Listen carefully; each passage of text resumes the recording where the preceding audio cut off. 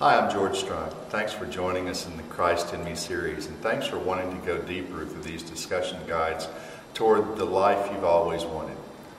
Last week in the sermon, I talked about the story of Joshua Bell and how people miss the opportunity of a lifetime as they watch the greatest violinist play the greatest music on perhaps one of the world's greatest violins, but they walked by and never noticed.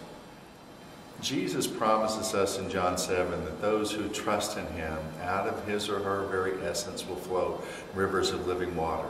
And yet I'm amazed how many people miss the opportunity of a lifetime to know that kind of life. This week we learned that there are things in our life that can block the flow of the Spirit. Habits and patterns and even sins that can keep us from experiencing God's flow in our own life. A healthy life is based on healthy emotions, and we all have emotions in our life. Some of those things keep us from experiencing God's love, and Paul says they ought to be thrown off. I had an old shirt one time that I'd had since college days, and after a while it became pretty holey, and in fact after a while it became more whole than it did shirt, and my wife one day gave my shirt away to Goodwill without my permission. You know, that needed to happen to that shirt. And maybe there are some things in your life that need to be thrown off, cast aside, put away so that God's Spirit can be at work in you. One of those habits that we think about this week is anger.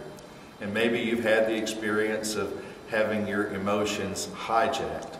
But maybe you've also discovered that life-giving quarter second that God gives us to ask Him to help us manage our anger. Hope this week as you think together as a group or as you do this alone, you'll begin to ask God to be your anger manager. And more than that, you'll ask God to help you manage even your non-anger, because there is such a thing as godly anger, things that God is upset about that we should be too. As you make this journey, I hope it continues to be with a small group. If you need some help in finding a discussion group, let us know, and someone in the church will be in touch with you about helping you find just the right group for you. And as you make this journey, I hope you're discovering God at work in your life. If there's some new discovery you want to talk to a pastor about, let us know. We'd love to help you in your journey personally. Good luck and God bless.